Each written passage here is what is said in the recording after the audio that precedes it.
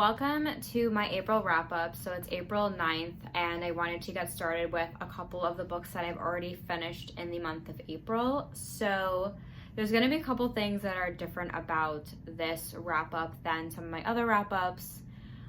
One of them is I am not going to be giving star ratings for any of these books because I was actually thinking about doing the opposite and creating the way I rate, but I'm honestly so sick of star ratings and trying to put books into these little boxes.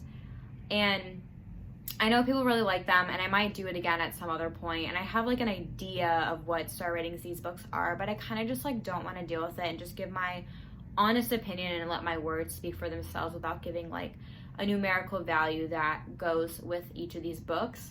In addition to that, I feel like my reading tastes have been changing a lot. I've kind of been discovering certain things that I've been liking more than others. I kind of don't want to get into that now. I might get into it the next time I check in with you with regards to the book that I'm currently reading. But yeah, I'm curious to know your opinion on that too, because it's kind of, I don't know how I feel about it, but I'll let you know kind of where my reading tastes are falling and what I've been discovering about myself. But I guess without further ado, let's just get started with the first book that I finished in the month of April. So I have been kind of in the mood for romances recently, and I noticed that Jill Sanzapalo, which is one of my favorite romance authors, blurbed this book, which I had actually never heard of, and it's a newish book, which is, I'll just show you, The Sight of You by Holly Miller. This is actually an English author. This is her American debut, or her first novel published in the United States. And yeah, Jill Sanzapalo blurbed it. Also, Tracy Garvis Graves, who wrote The Girl He Used to Know, which is also a romance that I really love, also blurbed it. So I wanted to give this book a shot. And I actually think this is a pretty solid romance book, which I have never heard anyone talk about here on BookTube. And I liked it overall. So just a brief overview of the plot. So the two main characters are Joel and Callie. Joel is a dog walker and Callie works at a coffee shop, and that is where they end up meeting because Joel goes to Callie's coffee shop every day to get a cup of coffee, and they kind of just start chatting and a relationship ensues from there. So Joel has sworn off love because he actually has this special ability where he's able to dream about the people that he loves in his life. So this can be happy things, but it can also be things that are very sad or upsetting. So the reason why he's sworn off love is because he never wants to fall in love and not only put this burden on his significant other, but he's also really afraid that something bad might happen to that person and he'll know about it. So I kind of thought that was a really cool element to the story because it was a little bit supernatural. But then, as you can guess, one day Joel has a dream about Callie, and he is really afraid of losing her, and they kind of have to navigate their relationship now that he knows what's going to happen. So yeah, kind of a cool concept. I thought this book was really interesting. I explored different topics really well. So I think the reason why I like this book is because I like the way it was written. It wasn't a really cheesy romance book, not super entrenched in modern day culture, which is something I usually don't like, even though obviously it's a very modern book. I also like how it's totally a feel-good book. So I feel a lot of people think of romance books as beach reads, something that you would take to the beach or on vacation or sitting out by the pool. But if I had to kind of categorize this book, imagine being in a really cozy cottage and you need a romance to read. This is that book. It has the English vibes, that cozy cottage. I just love how the main characters, Joel used to be a veterinarian, and then Callie is really interested in wildlife and plants and animals. And I don't know, it just has that really cute, cozy feel. So the book is written in a dual perspective, so it has really short chapters, but it switches off between Callie and Joel. I definitely think that Joel was more explored as a character just because he obviously has a special ability, but I also felt the author went way more into his backstory and his family dynamics, and I felt Callie wasn't as evolved as a character. I enjoyed reading this book. It, this was like more of like a fun read. Like I didn't like learn a lot from it. It's not like a book I'd probably think about a lot, but I enjoyed my time. It was like more of like a read for leisure. And the ending, like, you kind of expect certain things to happen, but there was other things that happened at the end that I wasn't expecting, and I kind of like how the author did it. Like, I can't say anything, obviously, but I felt like it was realistic to what would actually happen if, obviously, that ability was possible.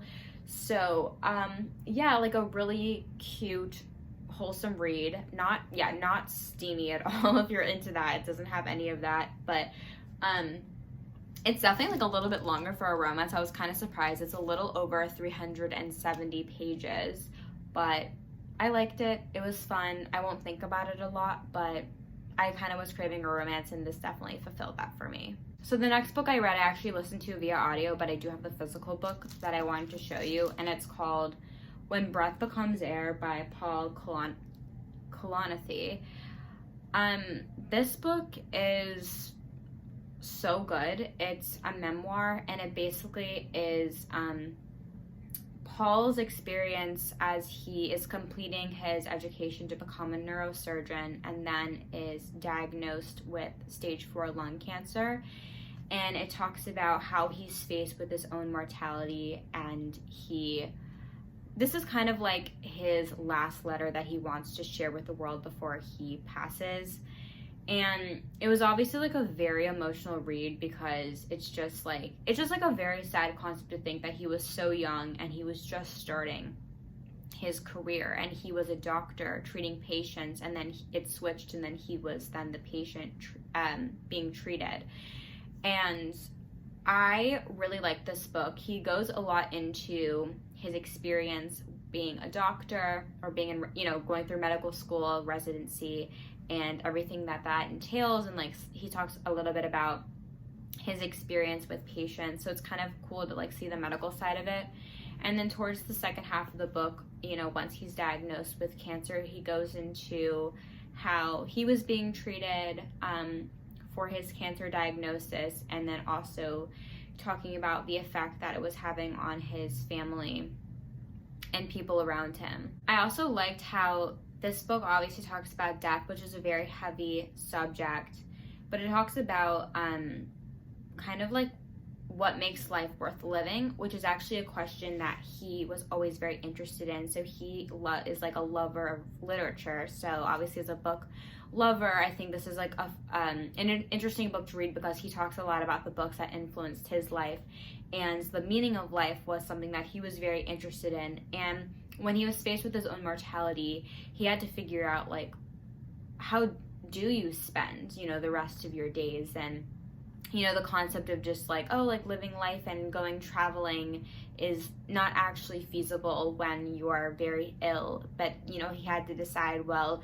do I continue practicing medicine? Do I not practice? Do I write this book? Or what was he supposed to do to fill his time? And obviously that comes with like a lot of self-reflection of like, how am I spending my days, and am I using my time wisely? But one of the quotes in the book that I think is really showing for the quality of this book is, I began to realize that coming face to face with my own mortality, in a sense, changed nothing and everything.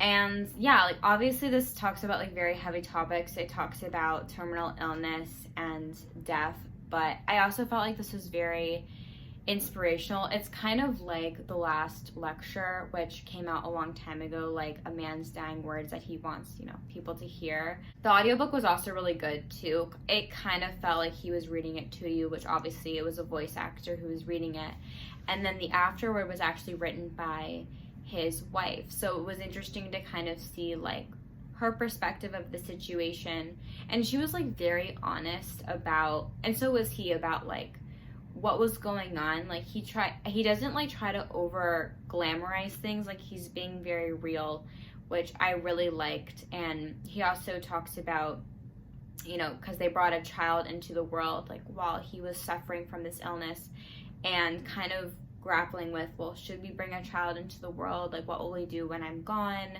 And also just like spending as much time with your child that you have with them. Yeah, it was an incredible book. It's also a very popular book. I know a lot of people have read this, but I think that it kind of was like hitting me more today because I finished this book the other day, and then I just picked the physical up from the library because I want to lend it out.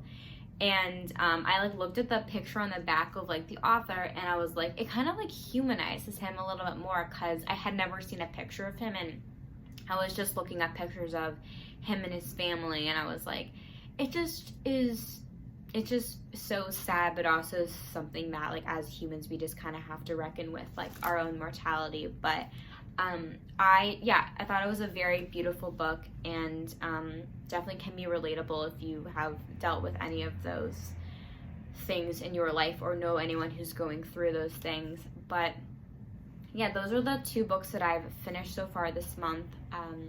I'll check back in with you in a little bit. Well, it'll be the next clip for you, but a little bit for me when I finish my next book and kind of talk to you about like my changing of reading tastes. And yeah, so I guess I'll check back in with you guys in a little bit.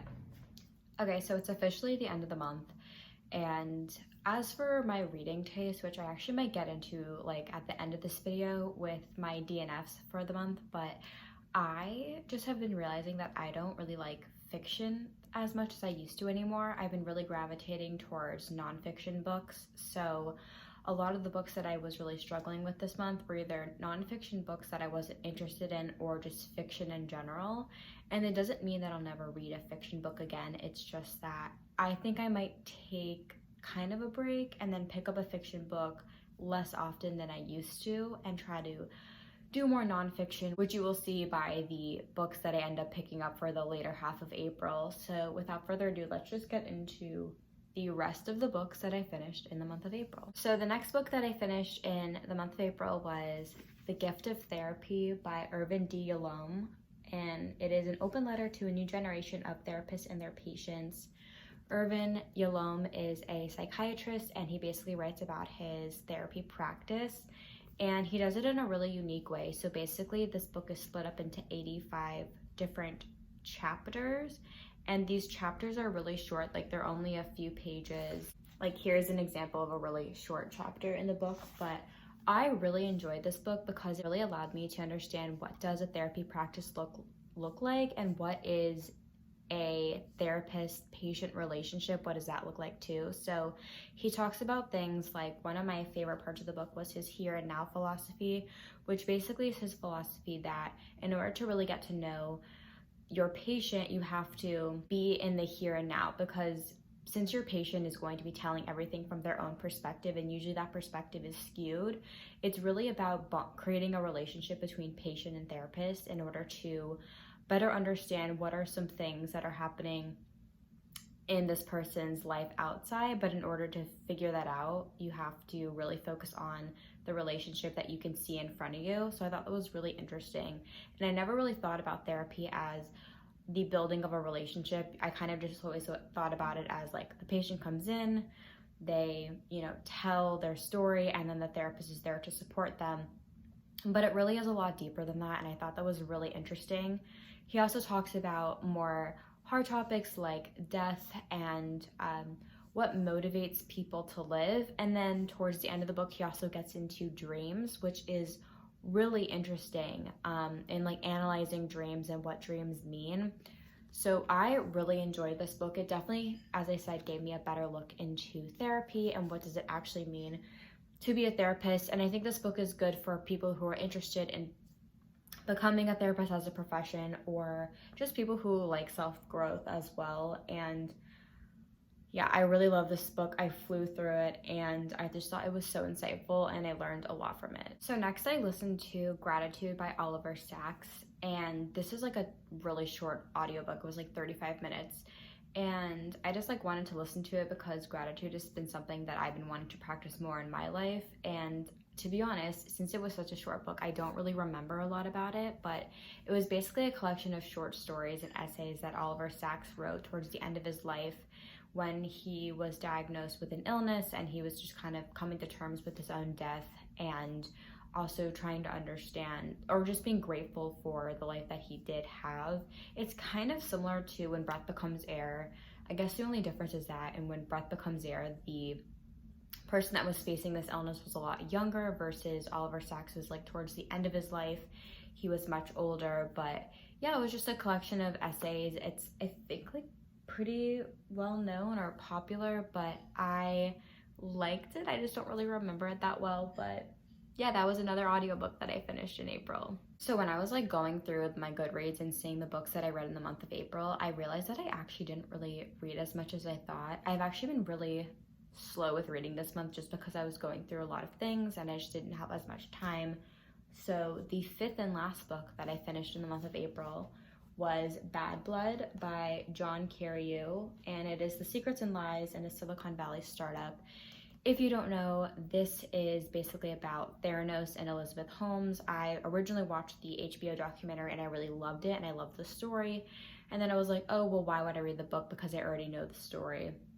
And this obviously is the book version, so it's going to have a lot more detail than the documentary had. And if you don't know, basically, if you're not familiar with the story, Theranos or Elizabeth Holmes like created this company, like this blood testing company that was basically a total fraud. She was like worth billions of dollars, and a lot of investors invested in her and the company, and the technology didn't work at all, and it was just like this huge thing. And she was trying to become the next Steve Jobs or the next Mark Zuckerberg, but she did it all on a lie. And it's just kind of interesting because I'm really interested in business, and so this book is very like business related, but also it's nonfiction, so obviously all the events in this book took place in real life. And yeah, it was really interesting to learn more. It goes into I wish it went into more about her and her psychology. He did make an inference at the end of the book as to what he thinks was going on with her, which I thought was interesting. But it kind of just like follows the story of like, how did she even get to where she was to begin with? Like, how did she scam all of these people? And I really liked it. I thought it was good. It could be dry at some parts because it did get into the technology a lot, and it was really hard to keep track of all these people just because there was so many people involved with this company and the investors and everything. So something interesting about this book, I actually listened to this book while I was reading it, which I've never done before. So I like pop in my like audiobook and then I listened to it on 2x speed. I was following along with the text, which really helped me get through it and also just digest the information better because I was listening to it and seeing it. But overall, I really did like this book. If you're not familiar with the story, definitely check out the HBO documentary if you're interested in like business or scams or just crazy ass people. I would definitely check that out. But that was the last book that I read in the month of April. But I did actually want to share with you the books that I DNF'd this month because there were quite a lot of them and I thought it'd be kind of fun just to show you the books that didn't quite work out. Okay, so you'll recognize some of these books from my birthday haul, but I tried reading The Shadow of the Wind by Carlos Ruiz. Oh my god, I like totally forgot what his name is. But I'm gonna put a picture of it right here. I already have gotten rid of this book, but so this book, I DNF'd it. I was like really far. I was probably like 75% of the way through. I may have had like 100 pages left. And this is kind of when I was realizing that I wasn't into fiction anymore because I have nothing bad to say about this book. I think it's beautifully written. It's so like, it has like a whimsical, magical feel to it, even though it's not fantasy. The plot was interesting. It was more of like a mystery plot, but it was like very atmospheric. And it's a book that's actually very similar to one of my favorite books, which is The Name of the Wind. Obviously that's fantasy, this isn't, but I was like, wow, I'm really gonna like this book. And I just like wasn't into it. Like I just like couldn't read it. And I just feel like it's because I'm not really interested in poetic writing anymore. Like I just don't care about that. What I want to know is I want to learn more about things that I'm interested in, like learning more about therapy, learning more about like businesses or whatever else that I want to know about, which tends to be more nonfiction. And it's just been kind of a bummer, but As I said earlier, I'm probably going to be gravitating towards more nonfiction because that's what I like. And then once in a while, I will read fiction. Like, I will obviously never read fiction again. But yeah, that was The Shadow of the Wind. Zafran, I just remembered. Carlos Ruiz Zafran. But yeah, so I DNF'd that book. And then another fiction book that I DNF'd was actually, it was in like one of my most anticipated books of the year, whatever, like, or new release videos, and it was The Love Proof by, okay, I didn't look at any of the authors' names before, whatever the author's name is here, but again, like, it's a romance, a love story. I wasn't really into it. I was kind of excited for a romance set on a college campus because I tend to like that, but this book just like didn't do anything for me. I was getting kind of lost in the characters. I didn't really care. Again, it was fiction. I wasn't really into the story as much as I wish I had been, so I DNF'd it. And then, just to go through all the DNFs, I did also DNF a couple of nonfiction books as well. Just nonfiction books that like weren't gripping me or were not about topics that I was interested in. So one of those, which was also my birthday haul, which was The Pleasure of Finding Things Out by Richard Feynman. Nothing wrong with this book. It's just about physics, which is just not something that I want to be reading about. I mean, maybe one day I'll actually get more into it, but I don't know. I just want to read books about things that I'm interested in, and this was not it. And then I also picked up Your Turn, How to Be an Adult by Julie Lincott Hames. So this book is thick. I actually picked this book up because I really like books targeted, or like self-help books targeted towards people in their 20s or like early adult life. So that's one of the reasons, and it's also blurbed by Lori Gottlieb, who is one of my favorite authors. And can you see? I wasn't even that far into the book. Actually, I should take this out. But there's nothing wrong with it. I think actually what really turned me off to this book was the size, because it wasn't gripping me, and I was like, oh, I have 400 more pages of this. Like, I don't want to read that long of a book. And I just felt like the advice was not bad and people need to hear it, and I'm sure if I kept going I would have taken away something from it. I just didn't feel like it was revolutionary enough for me where I was like, wow, that's so true. Unlike The Defining Decade, loved that book and I learned so much from it. This book just like wasn't hitting me the same way, so I'm returning this one to the library. So it just shows that like I don't always like nonfiction either. But yeah, those are all the books that I read in April. Kind of a crazy reading month actually, because I DNF'd a ton of books. I was like really struggling, but I was like very strict. I was like, I'm only reading books that I like this month. And you'll be seeing a lot more nonfiction books, and then hopefully I'll like be able to once in a while add more fiction books in, because it's still a genre that I want to read. But yeah, that was all the books that I read in the month of April. Let me know what your favorite book was in the month of April, or also let me know if you tend to gravitate more towards fiction or nonfiction in the comments down below. I'd love to hear from you. But thanks so much for getting all the way until the end of this video. I really appreciate it. Don't forget to like this video and subscribe to my channel if you haven't already, and I will see you guys in the next one.